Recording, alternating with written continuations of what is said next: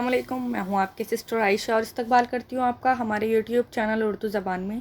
आज हम पढ़ेंगे 10th क्लास का सबक नंबर 7, जिसके मुसन्निफ़ हैं सैयद एहतशाम हुसैन, जिनकी पैदाइश 1912 में हुई और इनकी वफ़ात 1972 में हुई। अब देखें, सैयद एहतशाम हुसैन की अगर हम तारुफ़ की बात करें तो सबसे पहले इनकी देखें, प्रोफेसर सैयद एहतशाम हुसैन की पैदाइश कस्बा माहिल ज़िला आज़मगढ़ यूपी में हुई। ठीक है, यहीं इब्तदाई तालीम हासिल की और आला तालीम के लिए इलाहाबाद आ गए। यहीं इनका इंतकाल हुआ। एहतशाम हुसैन का शुमार उर्दू के सफ़े अव्वल के नक्कादों में होता है। वो तरक्की पसंद तहरीक से वाबस्ता रहे। देखें, तरक्की पसंद तहरीक जब आप और आगे क्लासेस में जाएंगे 11th में और 12th में, उसके बारे में आप जब पढ़ेंगे, ठीक है। वो कई किताबों के मुसन्निफ़ भी रहे हैं, यानी कि अगर हम सैयद एहतशाम हुसैन की बात करें तो इन्होंने कई किताबें भी लिखी हैं, जिनमें से कुछ यूँ हैं कि तनकीदी जायज़े, रिवायत और बगावत, अदब और समाज, ज़ौक़ अदब और शऊर, अफ़कार व मसाइल और एतबार नज़र इनकी अहम किताबें हैं। इन्होंने अमेरिका और यूरोप का एक सफ़रनामा भी लिखा है। ठीक है जी। इन्होंने बच्चों के लिए उर्दू कहानी लिखी। इस किताब में उर्दू ज़बान और अदब की तारीख़ मुख्तसर तौर से बहुत ही आसान और दिलचस्प अंदाज में बयान की गई है। ठीक, अब आगे देखें। ये सबक इनकी किताब उर्दू की कहानी से लिया गया है। अब देखें, हमारा जो सबक है बड़ा ही दिलचस्प है। देखें, हमारा आज का सबक है उर्दू ज़बानों का घर हिंदुस्तान। अब हम हिंदुस्तान की बात करें तो यहाँ का जो कल्चर है वो बहुत ही मुख्तलिफ है। यानी यहाँ हिंदू भी हैं, मुस्लिम भी हैं, सिख भी हैं, ईसाई भी हैं और सभी का अपना अपना अलग अलग जो है कल्चर है। और ज़बानें अगर हम देखें तो हमारे हिंदुस्तान में सबसे ज़्यादा ज़बानें जो हैं बोली जाती हैं। तो अब हम शुरू करते हैं अपना सबक। देखें, हिंदुस्तान एक लंबा चौड़ा देश है जिसमें कई ऊंचे पहाड़ और गहरी नदियां रास्ता रोकती हैं। कहीं फैले रेगिस्तान हैं जिनमें आबादी कम है। कहीं ज़मीन सोना उगती है तो कहीं बंजर है। यानी कि यहाँ की अगर हम ज़मीन की बात करें तो कहीं पर जो है सोना उगना, यानी सोना उगने से इनकी तशबीह है जहाँ फसल अच्छी होती है, और कहीं ज़मीन ऐसी है जहाँ फसल नहीं उग पाती। ठीक है, कुछ पैदा नहीं होता। फिर यहाँ के बसने वालों को देखें तो काले भी हैं और गोरे भी हैं, खूबसूरत भी हैं और बदसूरत भी हैं, लंबे कद वाले भी हैं और छोटे कद वाले भी हैं, जंगलियों की तरह ज़िंदगी बसर करने वाले भी हैं और बड़े बड़े शहरों में रहने वाले भी हैं। यानी हमारे देश में आपको हर संस्कृति के, हर तहज़ीब के लोग मिलेंगे। ठीक है, तो यहाँ आपको खूबसूरत लोग भी मिलेंगे और बदसूरत भी, शक्ल जिनकी गोरी भी होगी और काली भी होगी। यानी इनका जो कहना है वो ये है कि हमारे हिंदुस्तान में हर तरह के लोग जो हैं पाए जाते हैं। ठीक है, यहाँ ना जाने कितनी तरह के लोग मिलते हैं और कितनी तरह की ज़बानें और बोलियाँ बोलते हैं। कुछ ऐसे हैं जिनको हिंदुस्तान में बसे हुए 5,000 बरस से भी ज़्यादा हो गए। कुछ ऐसे हैं जो थोड़े ही दिनों से यहाँ आबाद हैं। यानी कुछ ऐसे लोग भी आपको मिलेंगे जो अपने पीढ़ी दर पीढ़ी हिंदुस्तान में रह रहे हैं, और कुछ ऐसे भी होंगे जो अभी चंद दिनों में ही यहाँ बसे हैं। आगे देखें। ऐसे देश में अजीब अजीब ढंग की कौमें में होंगी और अजीब अजीब ज़बानें, लेकिन इससे घबराना नहीं चाहिए। ये तो इस मुल्क की बड़े होने की निशानी है। यानी कि हमारे हिंदुस्तान में इतनी ज़बानें बोली जाती हैं, तो जो इसका मायना निकलता है वो यही निकलता है कि इस मुल्क के बड़े होने की निशानी है। इसमें अलग अलग होने पर भी सबके मिलजुल कर रहने की गुंजाइश है। यानी हिंदुस्तान में भले ही तहज़ीब सबकी अलग अलग है, ज़बानें बोली जाने वाली जितनी भी ज़बानें वो अलग हैं, लेकिन तब भी इनके एक साथ मिलकर रहने की जो है गुंजाइश बहुत है। अब आगे देखें। अब देखें, ये बताना कठिन है कि 5,000 बरस पहले यहाँ कौन लोग बसते थे, मगर अब बहुत से लोग ये बात जानते हैं कि इस ज़माने से यहाँ दूर दूर के लोग आने लगे। इतना समझ लेना कुछ मुश्किल नहीं कि पहले दुनिया के ज़्यादातर लोग वहशतों की तरह ज़िंदगी बसर करते थे। लेकिन देखें, अगर हम अपने 5,000 पहले की बात करें तो लोग इतने जो हैं टेक्नोलॉजी से वाबस्ता नहीं थे। यानी उनकी जो ज़िंदगी थी वो आदिवासियों की जैसी थी। यानी आदिवासी ही थे। धीरे धीरे उन्होंने क्या करा, डेवलपमेंट जब उनमें हुआ तो लोगों के अंदर समझ पैदा होने लगी, जो कि 5,000 पहले के लोगों में नहीं थी। ठीक है, खाने पीने की खोज में छोटी छोटी टोलियों में मारे मारे फिरते थे। जानवरों का शिकार करते थे या दरख्त के फल, पत्ते और जड़ खाकर पेट भरते थे।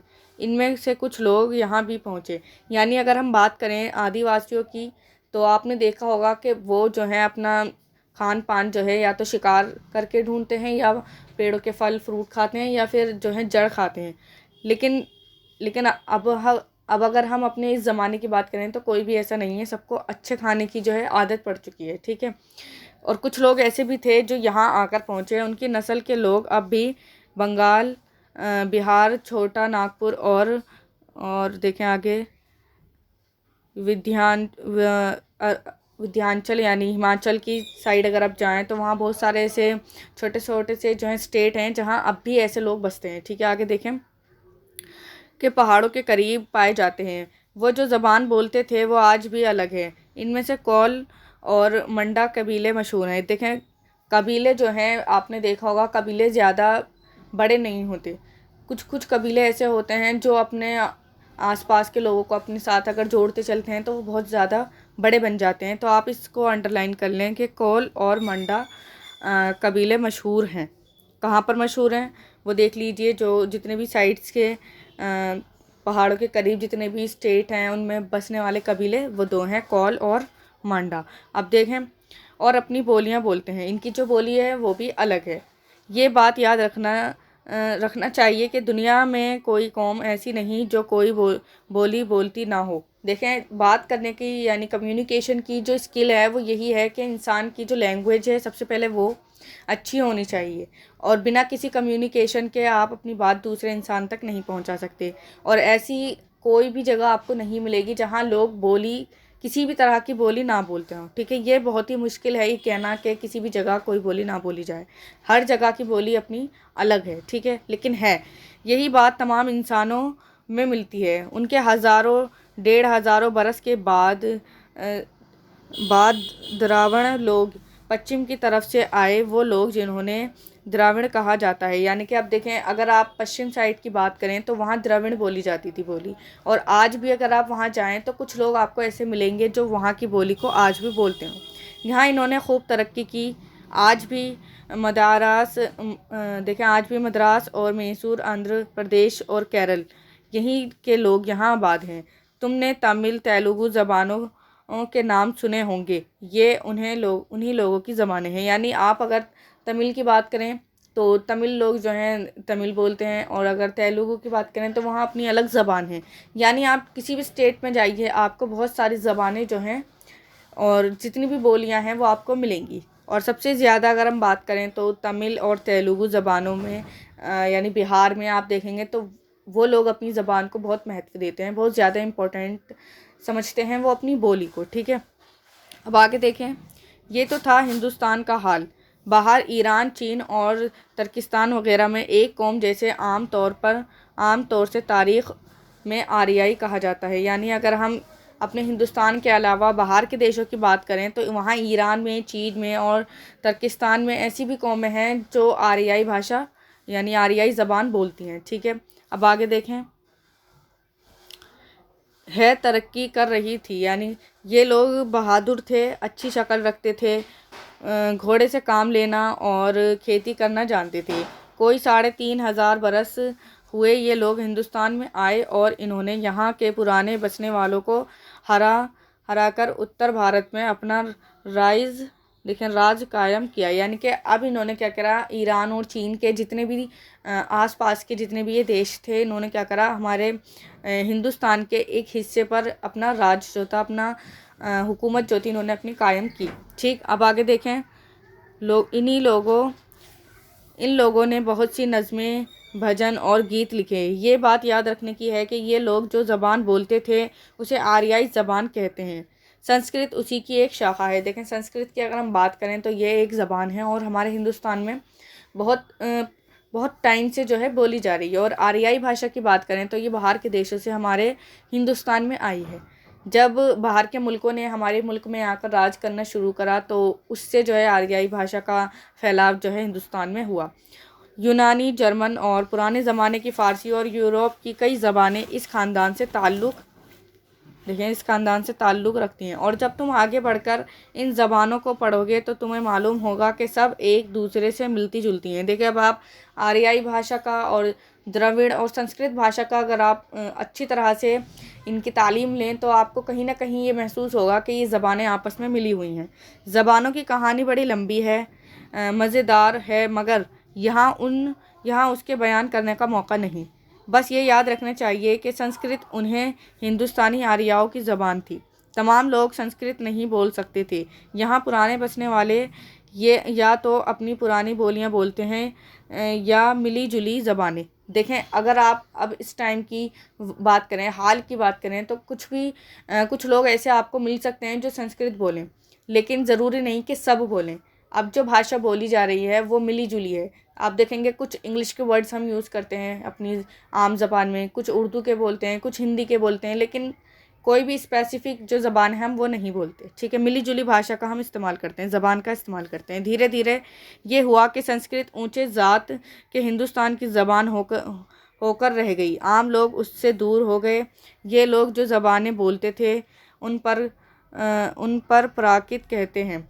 प्राकृत एक ज़बान नहीं थी, बल्कि अलग अलग इलाकों की अलग अलग प्राकृति ही थी। ठीक है, अब आगे देखें।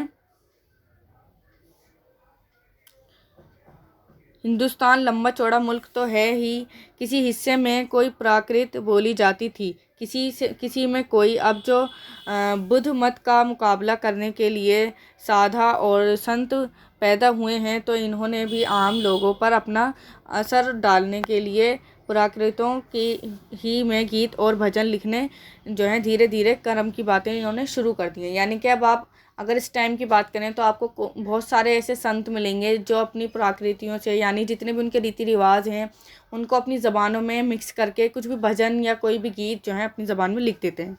इस वक्त दूसरे प्राकृतों और ज़बानों का जिक्र करने की ज़रूरत नहीं होती। उत्तर भारत और जो प्राकृत बोली जाती थी, हमें इसी से काम है। इस प्राकृत को शूरसेनी कहते हैं। यानी कि अगर आपसे पूछा जाए एमसीक्यूज़ में कि शूरसेनी किसे कहा जाता है या इसका जो मायना है, लक़ब क्या है, तो आप ये कह सकते हैं कि इसे प्राकृत को शूरसेनी कहते हैं। यानी प्राकृत इसका जो है आपका आंसर रहेगा। उसकी पेट से वो भाषाएं पैदा हुई जिनको हिंदुस्तानी, हिंदी और उर्दू कहते हैं। अब देखें प्राकृत यानी शूरसेनी की भाषा से अब आप ये समझिए कि इन्हीं भाषाओं के मेल जोल से और ज़बानों से जो है हिंदी का और उर्दू का जो है आगाज़ हुआ। अब देखें बंगाल यानी बंगाली, मेरठी, गुजराती, पंजाबी, सिंधी, आसमी और उड़िया भी नई आराई ज़बानें हैं। ये भी तारीख़ का एक दिलचस्प इत्तेफाक है कि जब मुसलमान हिंदुस्तान में आए तो इन ज़बानों को भी तरक्की हुई। यानी मुसलमान जब हिंदुस्तान में दाखिल हुए और जिस तरह से इस्लाम फैला, तो ज़बानों का जो दौर है वो जो है खुलकर हुआ। यानी आप ये देखेंगे कि जितने भी लखनऊ के शायर हैं, आपने देखा होगा उन्होंने उर्दू ज़बान का आगाज़ बड़े ही अच्छी तरह से किया है, जिससे हिंदी भी फैली और क्या है उर्दू भी फैली। ठीक है, अब आगे देखें। अगर ऊपर लिखी हुई बातें याद रखी जाएं तो आगे की कहानी और ज़्यादा समझ में आएगी और मालूम होगा कि 1000 ईस्वी के बाद जो नई ज़बानें हिंदुस्तान में बोली जाने लगीं, इनमें एक उर्दू ज़बान भी है। ठीक है, ये ज़बान कहीं बाहर से नहीं आई, यहीं पैदा हुई है और यहीं के लोगों ने उसे तरक्की दी। इसकी बनावट, इसका रंग रूप सब हिंदुस्तानी है। अगर ये ज़बान किसी दूसरे मुल्क में भी बोली जाने लगे तो ये वहाँ की ज़बान नहीं बन जाएगी, हिंदुस्तानी ही रहेगी। देखें उर्दू ज़बान हिंदुस्तान ही में पैदा हुई है और हिंदुस्तान ही में इसका आगाज़ हुआ है और यहीं के लोगों ने इसे तरक्की भी बख्शी है। अगर हम किसी बाहर के मुल्क में उर्दू ज़बान का फैलाव करना चाहें तो हो सकता है ऐसा ना हो, क्योंकि उर्दू का आगाज़ हिंदुस्तान से हुआ है और ये हिंदुस्तानी भाषा हमारी हिंदुस्तानी ज़बान ही है। तो ये था हमारा एहतेशाम हुसैन जी का लिखा हुआ सबक, हमारा उर्दू कहानी से लिया गया। तो अब हम इसके अल्फाज मायनों पर गौर करते हैं। तो देखें अल्फाज मायने: देश यानी मुल्क, और कबीला यानी गरवा, प्राकृत आवामी बोली, आम बोल चाल की ज़बान। जैसा हमने ऊपर पढ़ा था कि जो शूरसेनी भाषा है वो प्राकृत है, यानी बहुत सारी जब ज़बानें मिलाकर मिलजुल कर जब बोली जाती हैं तो उसे हम कुछ प्राकृत या अवामी बोली भी कहते हैं। गौर करने की बात में देखें, उर्दू का जन्म हिंदुस्तान में हुआ। इसका ताल्लुक़ हिंद आराई ख़ानदान से है। उर्दू गंगा जमनी तहज़ीब के अलामत है, जिसकी तश्कील में हिंदुस्तान की मुख्तलिफ़ बोलियाँ और ज़बानों के अल्फाज शामिल हैं। देखिए, उर्दू ज़बान जो है बहुत ही ज़्यादा अपना एक रंग छोड़ती भी जाती है। जब भी आप उर्दू पढ़ेंगे आपको एक सुकून मिलता है और आप देखेंगे कि उर्दू बोलने में आपको अदब और तहज़ीब का पता चलता है, और ये गंगा जमनी तहज़ीब की अलामत है। ठीक है, सोचें और बताएं। यहाँ हमारे सवाल जवाब हैं। तो देखें, पहला सवाल है हमारा, हिंदुस्तान का ख़ुसूसियत क्या है। तो देखें, हिंदुस्तान की ख़ुसूसियत यह है कि यहाँ बड़े बड़े पहाड़ हैं, गहरी नदियाँ हैं और हर तरह के लोग यहाँ बसते हैं। गोरे, काले, लंबे, चौड़े, हर तरह के, हर किस्म के लोग यहाँ बसते हैं। और यहाँ की तहज़ीब यह है कि यहाँ लोग मिलजुल कर रहते हैं। ज़बानें बहुत सारी हैं लेकिन लोगों में जो एकता है वो भी कायम है। अब देखें सवाल नंबर 2, देखें हिंदुस्तान की कबायली नस्लों के नाम क्या हैं। तो हमने पढ़ा था एक था कोला आपका और एक था मांडा, आप सबक में देख सकते हैं। तीसरा देखें, द्राविड़ कौन सी ज़बानें बोलते हैं। देखें, द्राविड़ जो बोलते हैं वो इसमें पंजाबी और आपका तेलुगु ज़बान है, पंजाबी है, गुजराती है, वो ज़बानें आपकी द्राविड़ में आ जाती हैं। संस्कृत किस ज़बान की शाख है। तो देखें, संस्कृत की अगर हम बात करें तो संस्कृत शूरसेनी भाषा की एक शाखा है, और अगर उससे अलग हम बात करें तो ये हिंद आराई से निकली है। ठीक, तो आप इसमें लिख सकते हैं, सबक से आप खुलासा जो है ढूंढ कर लिखा जा सकता है। अब देखें सवाल नंबर 5, देखें उत्तर भारत में कौन सी प्राकृत बोली जाती है। उत्तर भारत में जो है द्रविड़ बोली जाती है। सवाल नंबर 6, देखें हिंद आराई ज़बानें कौन कौन सी हैं। तो देखें, हमने यहाँ सबक में पढ़ा था हिंदी और उर्दू कहते हैं। अब यहाँ देखें, बंगाली, मेरठी, गुजराती, पंजाबी, सिंधी, इस्लामी, ओडियाई भाषाएं जितनी भी हैं ये बड़ी ही दिलचस्प हैं, और इनका जो आगाज़ है वो हिंदुस्तान में हुआ और हिंद आराई भाषा से हुआ है। ठीक है, ये हो गया हमारा सवाल नंबर 6। अब सवाल नंबर 7, देखें उर्दू कहाँ पैदा हुई और किस ज़बान से निकली है। ये सबसे इम्पोर्टेंट आपका क्वेश्चन है, आप इसे मार्क कर लीजिए। ये आपसे एग्ज़ाम में पूछा जा सकता है। उर्दू कहाँ पैदा हुई, उर्दू हिंदुस्तान में पैदा हुई और किस ज़बान से निकली। तो देखें, उर्दू जो है हिंद आराई ज़बान से निकली है। हिंदी का और उर्दू का आगाज़ जो है साथ साथ में हुआ था। अमली काम देखें, उस्ताद की मदद से उर्दू ज़बान से मुतालिक एक मज़मून लिखें। तो देखें, आप अपने स्कूल में अपनी जो भी आपकी टीचर है उससे आप पूछ सकते हैं। वो हो सकता है किसी भी काम में अगर उलझे हैं तो ना बताएं, लेकिन आप कोशिश करिए उनसे इस बात में थोड़ी सी जानकारी लेने की, तो आपको आसानी रहेगी और ये सबक आपका बहुत इम्पोर्टेंट रहेगा। तो उम्मीद करती हूँ आपको समझ में आया हो। और ज़बानों का ख़ास ध्यान रखें, इसमें कौन सी भाषा किस जगह से निकली है या किसका आगाज़ कब हुआ है। सबसे इम्पॉर्टेंट चीज़ इसमें ये देख लीजिए, हमारा जो क्वेश्चन नंबर 7 है ये बहुत इंपॉर्टेंट रहेगा, क्योंकि देखें हम जो सब्जेक्ट पढ़ रहे हैं वो हमारा उर्दू ही है, और उर्दू में अगर उर्दू की बात ही ना हो तो वो फ़जूल है। तो उर्दू का जो ये हमारा क्वेश्चन है ये आपका बहुत इंपॉर्टेंट रहेगा, इसकी आप तैयारी करें। तो ये होता है हमारे सबक का एंड हो जाता है यहाँ। अल्लाह हाफिज़।